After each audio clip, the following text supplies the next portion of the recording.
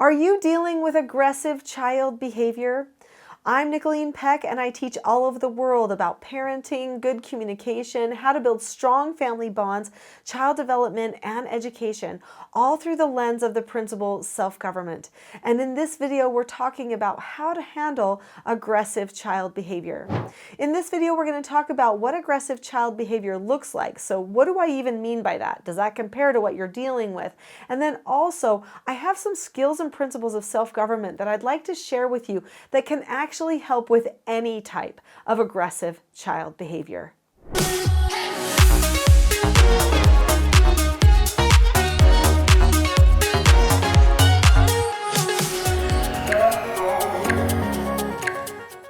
Aggressive child behavior can be unique from child to child.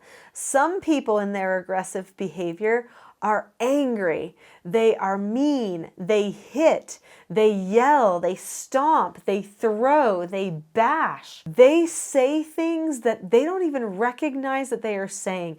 They are in the animal portion of their brain, that fight, flight, or freeze part of the brain, that part where they don't even remember afterward exactly what they said or did. That's when you know you've got some real aggressive behavior problems going on. If a person has a fast track to their back brain because maybe they're neurodiverse, they've got some ADHD, some oppositional defiant tendencies, maybe they have high levels of impulsivity and anxiety, maybe related to being on the spectrum, or other things that they might have going on, they just maybe don't want to take responsibility for their own behaviors. They've created a habit of blaming other people, and so now they have this fast track to the back brain. That's what I'm talking about when I really say aggressive. But there is this other kind of aggressive. We often call it passive aggressive. This is what aggressive people do when they've recognized losing complete control looks ridiculous and that people don't take them seriously at that time. So passive aggressive behavior is still aggressive behavior. That is important to know. So when someone just has an attitude problem, or maybe they talk behind your back to your spouse, they try to triangulate in the family, they say lies to you, they tell you you're lying, they use all of these types of manipulative tricks, those are also aggressive behaviors. So it's important to put them actually in the same category. And just so you know, we handle all of those behaviors, whether they are really aggressive or passive aggressive. At Teaching Self-Government, we handle them the same. We have skill sets that work no matter which type of aggressive you're dealing with. If you've already subscribed to this channel before, then you know I love skills and I love pre-teaching people ahead of time how to succeed so that they don't end up with problems in the future. The same goes for dealing with aggressive behaviors. Let's not spend all of our time just saying, okay, we've got an aggressive behavior, now how do we handle it? What we should be doing is teaching people ahead of time how to solve their problems, how to handle the hard moments in their life or the thoughts that come into their head beforehand so that they don't end up choosing to be aggressive. What if a person had enough skill development that they knew they could get your attention, get understanding, solve their problem without having to go to aggressiveness? Now that would be a real big win for them, right? There are skills like that. On this channel, I talk about skills of self-government, specifically 4 basic skills of self-government, which are following instructions, accepting no answers and criticism, accepting consequences, and disagreeing appropriately. Each one of these skills has a skill set attached to it. If your child learns these 4 skill sets, that actually takes care of all the aggressive behavior. In every one of those skill sets, there is a step related to calmness. Sometimes there are 2 steps related to calmness. There's always a step that talks about how they can talk to you calmly, that we call it disagreeing appropriately. And that's one of the whole skills, is how do I disagree appropriately? There's tons of understanding. There's a lot of bonding that happens in using all 4 of these 4 basic skills. So we pre-teach that ahead of time. Then I also pre-teach to the children exactly how I will parent them. If you don't use one of your skills and one of your steps to one of your skills, I'll notice and then I'll do a correction. What does that look like? Is it emotional? No, because I don't believe in starting power struggles. Do I take their behavior personally even if they're being mean and aggressive? No, because I don't believe in engaging in power struggles. And so instead, what I do is I start a correction. If that doesn't seem to be taking because they're clearly already flipping to back brain, then we do something called the rule of three, especially if they happen to be maybe over the age of like 5. There's a modified rule of three for ages like 5 through 7 or 8. And then there's the full rule of three, which is age like 8 or 9 and up. If you're younger than age 5, then we have something that we do call a calm down spot.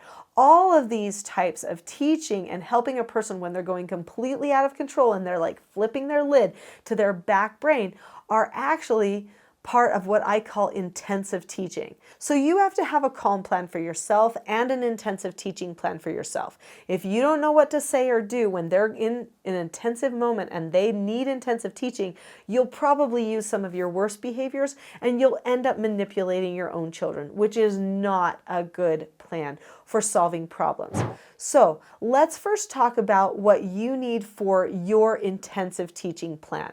First off, you need to know, how do they get calm best? Most people, if they take deep breaths in and out, send a message to the chemicals in their brain that I'm okay, I can relax now, I can calm down. So helping your child get to a place of calming down with a deep breath is a super good idea. This means no matter what I'm using, whether it's the rule of three, modified rule of three, or a calm down spot, I'm always going to be instructing my children to take 3 deep breaths.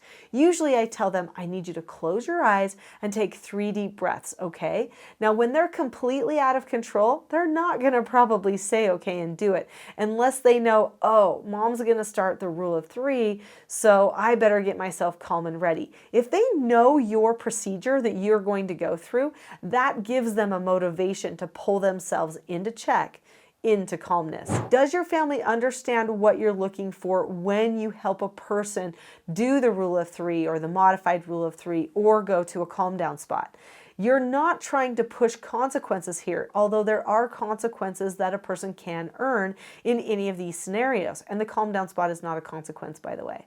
Okay, so if it's a trigger spot, and I talk more about that in my training, but it's not about the consequences. It's not about making somebody feel bad for their behavior either. It's about trying to engage the prefrontal cortex so that they can think again.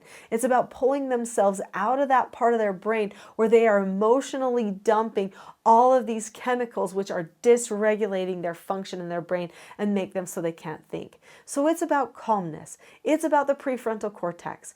It's about choosing to think and helping them recognize that they have a choice, because you can't make someone be calm no matter how much you want to. So that's number 1. Your process needs to do that function. It needs to get them to front brain, keep you in front brain, help everybody pull out of the emotional parts of their brain, start breathing deeply again, and get to a place of self-regulation.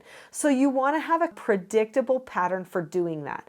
We call the intensive teaching pattern the rule of 3 because we do 3 things 3 times. We do a pre-teach and then an instruction, and then we do a feedback step, which could be a correction, and oftentimes is if a person is going completely out of instructional control. We do this process 3 times. They have the opportunity to earn 3 negative consequences. We pick specific ones that they would not want to earn. Then what we do is we just go through the process and let them choose. We don't try to force, we don't hold off the process, we don't say 1, 2, 3. We just do the process consistently, let them choose, and be okay if they do choose to earn those negative consequences. Then what we do is we have what we call the wait for it step. I talk about this in my book, The Power of Calm. So the Power of Calm book goes into the 6-step process for how to be calm when somebody else isn't, how to help them get calm without losing your calmness at the same time. The Power of Calm training is one of my most popular trainings, and I highly recommend that you go in the direction of calmness for yourself and your child. If you can teach yourself and them about calmness, you can learn the skills that you need and teach them the skills they need, and then you both learn each other's skills so that your communication is completely predictable. You'll actually have less blow-ups. Life will get better. Some really strong-willed children, especially ones that are neurodiverse, can push hard for a little while, but honestly, after a bit, they just choose to get calm too. So I have a free gift for you that will help you with your calmness. It's a calm parenting toolkit. It doesn't teach everything in the book, The Power of Calm, but it will help you start to do some key evaluations and give you 10 tools that you can use right now to help yourself and your child be calm. So go to teachingselfgovernment.com today and get the Calm Parenting Toolkit, which is right on the homepage, for free. I'll see you there.